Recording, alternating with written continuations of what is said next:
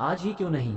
एक बार की बात है कि एक शिष्य अपने गुरु का बहुत आदर सम्मान किया करता था। गुरु भी अपने इस शिष्य से बहुत स्नेह करते थे, लेकिन वह शिष्य अपने अध्ययन के प्रति आलसी और स्वभाव से दीर्घसूत्री था। सदा स्वाध्याय से दूर भागने की कोशिश करता तथा आज के काम को कल के लिए छोड़ दिया करता था।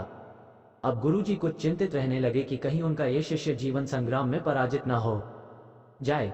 आलस्य में व्यक्ति को अकर्मण्य बनाने की पूरी सामर्थ्य होती है। ऐसा व्यक्ति बिना परिश्रम के ही फलोपभोग की कामना करता है। वह शीघ्र निर्णय नहीं ले सकता और यदि ले भी लेता है तो उसे कार्यान्वित नहीं कर पाता। यहाँ तक कि अपने पर्यावरण के प्रति भी सजग नहीं रहता है और न भाग्य द्वारा प्रदत्त सुअवसरों का लाभ उठाने की कला में ही प्रवीण हो पाता है।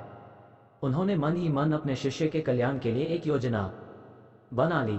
एक दिन एक काले पत्थर का एक टुकड़ा उसके हाथ में देते हुए गुरुजी ने कहा, मैं तुम्हें ये जादुई पत्थर का टुकड़ा 2 दिन के लिए देकर कहीं दूसरे गांव जा रहा हूं। जिस भी लोहे की वस्तु को तुम इससे स्पर्श करोगे वो स्वर्ण में परिवर्तित हो जाएगी, पर याद रहे कि दूसरे दिन सूर्यास्त के पश्चात मैं इसे तुमसे वापस ले लूंगा। शिष्य इस सुअवसर को पाकर बड़ा प्रसन्न हुआ, लेकिन आलसी होने के कारण उसने अपना पहला दिन ये कल्पना करते करते बिता दिया कि जब उसके पास बहुत सारा स्वर्ण होगा तब वो कितना प्रसन्न, सुखी, समृद्ध और संतुष्ट रहेगा। इतने नौकर चाकर होंगे कि उसे पानी पीने के लिए भी नहीं उठाना पड़ेगा। फिर दूसरे दिन जब वो प्रातःकाल जागा, उसे अच्छी तरह से स्मरण था कि आज स्वर्ण पाने का दूसरा और अंतिम दिन है। उसने मन में पक्का विचार किया कि आज वो गुरुजी द्वारा दिए गए काले पत्थर का लाभ जरूर उठाएगा। उसने निश्चय किया कि वो बाजार से लोहे के बड़े बड़े सामान खरीद कर लाएगा और उन्हें स्वर्ण में परिवर्तित कर देगा।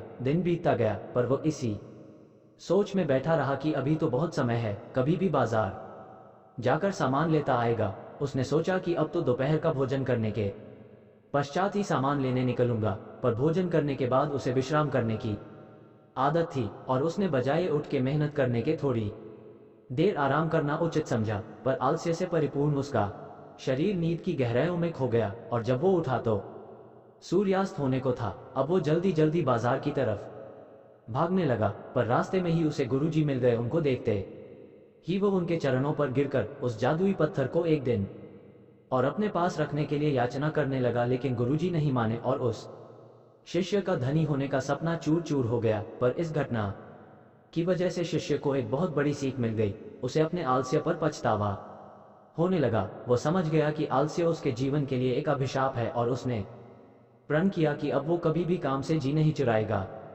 और एक कर्मठ, सजग और सक्रिय व्यक्ति बनकर दिखाएगा।